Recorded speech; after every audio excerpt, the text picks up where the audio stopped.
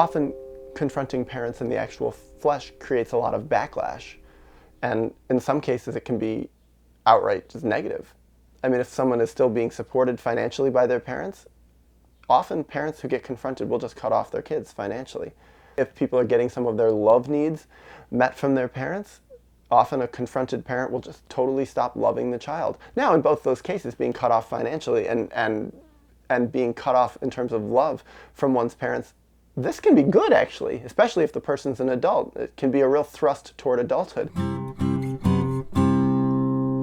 Because this is the other thing. If you really confront your parents, one thing you'll really find out is who they are. You're going to find out if they're on your side or not. Now, some parents can fake it and say they're on your side and say they empathize with you. But generally, that's not the case. My observation is that parents are not too amenable to being confronted. It's laden with too much horror and too much pain and too much discomfort for them. They may try. They may try to empathize with you and try to admit what they've done, but usually it doesn't make that much of a difference, and they usually only go so far, if at all.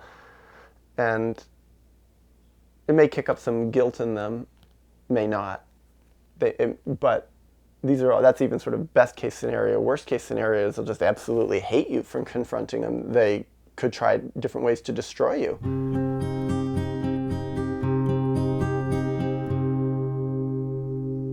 I've heard of cases of parents getting children or adult children who confront them psychiatrically locked up, can get them arrested, can sabotage them within the family system, spread horrible things about them. And this can be devastating to a person. Because that's the other thing. Why does someone really confront their parents? And what I've observed in others, and sometimes in myself too, is deep down people really still are saying, please love me. They're desperately trying to get loved by the parents. And if you're confronting your parents about the horrible things they did to you, and secretly what you're really saying is, I wish you'd own what you did to me, take responsibility for it, and now love me properly, I'd say guess again, because that's not going to happen.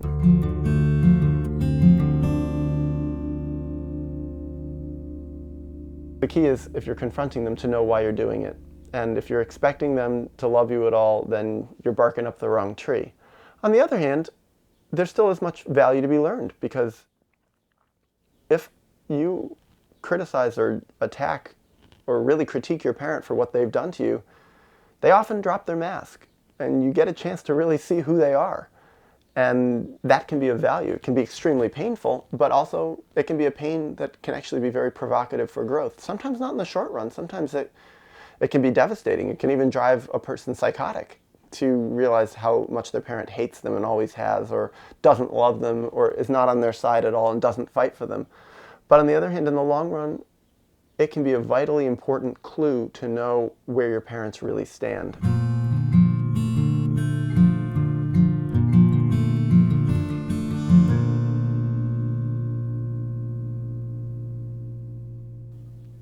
Some of the things I would urge: whatever you do, if you confront your parents, keep your hands to yourself. Don't put your hands on them, because that can definitely work against you. Perhaps it's better to do it if you have an ally there, someone who's safe to witness it. Make sure you have some really strong allies in your life before you confront them. People who you can talk about this with. People who really believe in you and strongly on your side, so you're not going into this all alone. Because if you're going to go on the fairly large chance that you're just going to get rejected and going to get hated more by your parents and perhaps your whole family system for confronting your parents, then you better have some allies lined up, because it can be extremely alienating and marginalizing to be hated by the people who are there to really love you most of all in the world. If you confront your parents, be prepared for everyone in the family to line up on your parents' side. That often happens, because you may be the only one in your family who's really acknowledging the full reality of the horror of your childhood dilemma. Perhaps your siblings are much more in denial, and they don't want to know what happened to them. A lot of people do not want to know what happened to them in their childhoods. So if you confront your parents, it may really incredibly threaten your siblings, because they see the writing on the wall. Oh my God, if this happened to one sibling, what does that mean? What happened to me? Maybe it's just far too painful for them to even consider what happened to them, so it's much easier to side with the power person in the family, side with the authority, identify with the aggressor, as they call it in psychology. before you do any confronting of your parents, confronting in the flesh, that is, confronting them directly, build up your life. Be as strong as you possibly can. Have as possibly strong of a support network as you can have. Work out as many of your addictions as you can, because if you're expecting there's going to be a lot of pain afterwards, if you're a drinker or a drug addict or something like that, or you abuse food, chances are if you confront your parents and realize you're not going to get any more love from them, it can totally spike your addictions and send them through the roof, send them into orbit.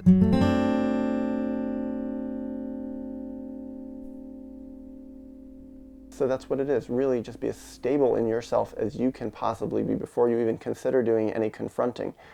And even though I'm a therapist, I'm not always the strongest proponent of therapy, because I think most therapists really do not empathize with the child much at all. But if you can have a therapist who strongly empathizes with your inner child and empathizes with the horror that you've gone through, it can be very helpful to have a therapist, or at least at the minimum some really close friends who strongly identify with your inner child and can defend you. Because that's the other thing, confronting a parent, when they turn on you, or if they do turn on you and start blaming you, because that is not an uncommon thing. Parents who abuse or neglect or do horrible things to their children, they blame the child for it. And it can be subtle, they may never say it, but there's a reason that children who are abused deep down feel it's their own fault.